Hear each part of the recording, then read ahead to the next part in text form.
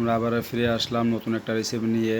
All Bangla মারিয়া রেসিপির পক্ষ থেকে আপনাদের জানাই আন্তরিক শুভেচ্ছা। আমরা এখন আলু পেঁয়াজ কেটে নিয়েছি, গরুর মাংস ধুয়ে নিলাম, নিয়ে এখন আমরা চুলার পাশে যাব। চুলার পাশে যে এমন চুলার ভিতরে কড়াই বসায় দেব, বসায় দিলাম। আমরা এখন তেল দেব, ওর ভিতরে তেল দিয়ে আমরা ওর ভিতরে আলু দিয়ে দেব। আসলে একা রান্না করি তো এই জন্য একটু লেট হয়। আলুগুলো দিয়ে দিলাম, আলুগুলো ভালো ভালো করে নেব। একটু লবণ দেব, একটু হলুদের গুঁড়া দেব। হলুদের গুঁড়া দিয়ে আমরা দিলাম, হলুদের গুঁড়া দিয়ে আমরা এখন একটু গুটে নেব, নেড়ে চেড়ে নেব। নেড়ে চেড়ে নিয়ে আমরা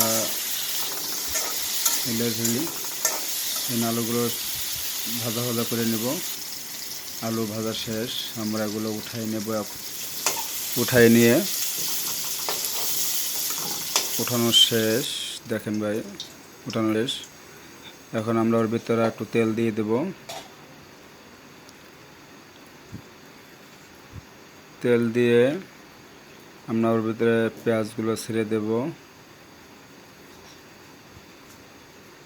ভিতরে পেঁয়াজ দিয়ে দিলাম। পেঁয়াজগুলো ছেড়ে দিয়ে একটু লাড়াচাড়া করব।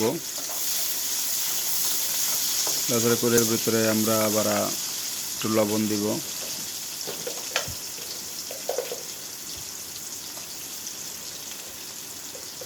লবণ দিলাম, দিয়ে একটু নেড়ে ছেড়ে দিলাম। আবার একটু নেড়ে ছেড়ে দেবো।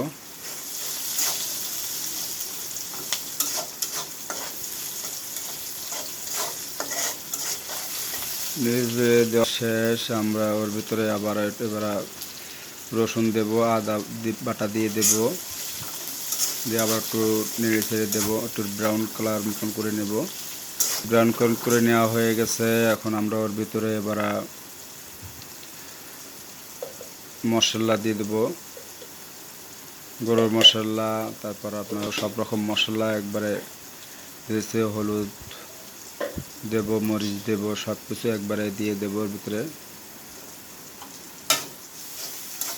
আমরা একটু চুলো আস্তে কমাই দিলাম, নাহলে পুড়ে যাবে। এখানে হলুদ দিয়ে দিলাম, হলুদ মরিচ সব রকম মশলা আমরা ওর ভিতরে দিয়ে দেব।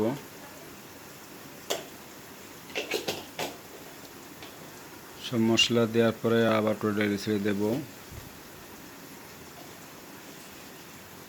নেড়ে ছেড়ে দিয়ে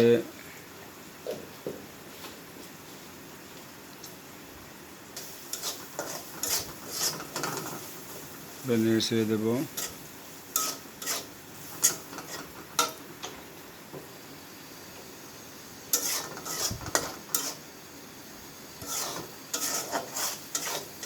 দেওয়ার ভিতরে আমরা একটু পানি দেব।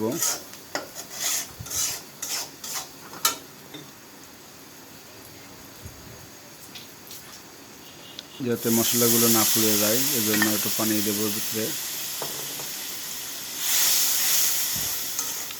পানি দিয়ে এবার একটু নেড়ে চেড়ে দিয়ে ওর ভিতরে এবার আমরা মাংসগুলো ছেড়ে দেব। প্রথম মাংসগুলো ছেড়ে দিয়ে আমরা একটু নেড়ে ছেড়ে দেবো। মাংস ছেড়ে দিয়ে দেখেন মাংস ছেড়ে দিচ্ছি।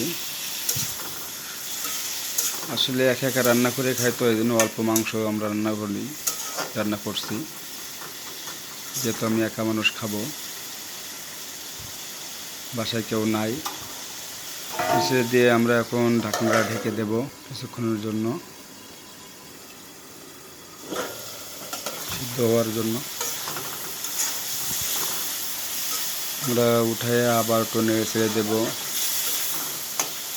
ঢাকনাটা উঠাইয়ে ঢাকনাটা উঠাই একটু নেড়ে ছেড়ে দিলাম, দিয়ে আমরা আবার ঢেকে দেব কিছুক্ষণের জন্য, 1-2 মিনিটের জন্য। 2 মিনিট রাখার পরে আমরা আবার উঠাবো। 2 মিনিট শেষ।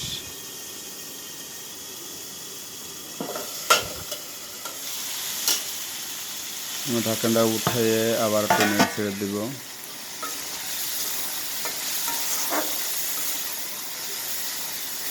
নেড়ে ছেড়ে দিয়ে আমরা ওর ভিতরে আলুগুলো ছেড়ে দেব, যে আলুগুলো ভাজা করে রাখছিলাম।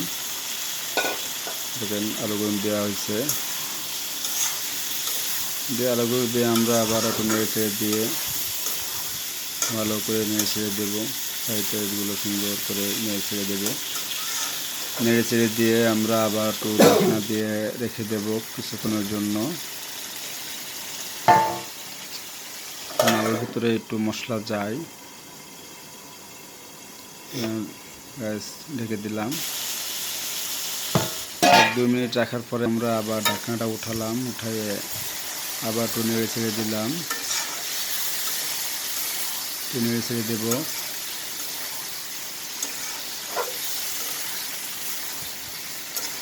নেড়ে ছেড়ে দিয়ে আমরা আবার ওর ভিতরে এবার পানি দেব।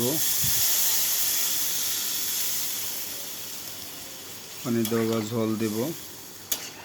পানি দিয়ে দিলাম, দিয়ে একটু নেড়ে ছেড়ে দিয়ে সুন্দর করে সাইড দিয়ে গুঁড়া একটু নেড়ে ছেড়ে দিয়ে এরপর আমরা আবার ঢাকনা দিয়ে দেব কিছুক্ষণের জন্য। কিছুক্ষণ পরে আমরা আবার ফিরে আসলাম, দেখি কি অবস্থা। ঢাকনাটা খুলে দেখলাম কত সুন্দর, দেখলাম আমাদের মাংসটা হয়ে গেছে। আলুটা একটু দেখলাম চাপ দিয়ে যে কতটুকু পরিমাণ সিদ্ধ হয়েছে। জন্য আমরা আরও 2 মিনিটের মতো ঢাকনা দিয়ে ঢেকে রাখবো।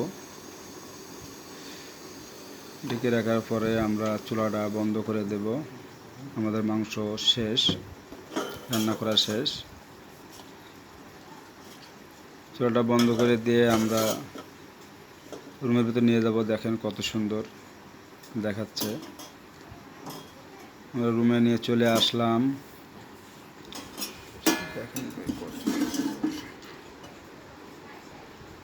রুমে নিয়ে চলে আসলাম। এখন আমরা খেতে বসবো। তার আগে একটু দেখাই মাংসটা কত সুন্দর দেখায় আর কি। দেখেন কত সুন্দর দেখতে। যাই হোক আমরা এখন খেতে বসবো। আমি এখন ভাত নিয়ে একটু মাংস নিলাম। মাংস নিয়ে আমরা এখন খেতে বসবো।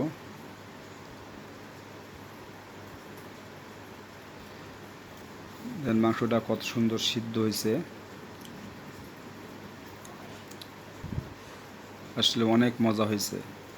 দেখেন গাইস, আসলে গরম তো এর জন্য আর কি চুলা থেকে নামালো, কত সুন্দর হয়েছে। যদি আমাদের এই ভিডিওটা যদি ভালো লেগে থাকে আপনারা চ্যানেলটা সাবস্ক্রাইব করে দেবেন।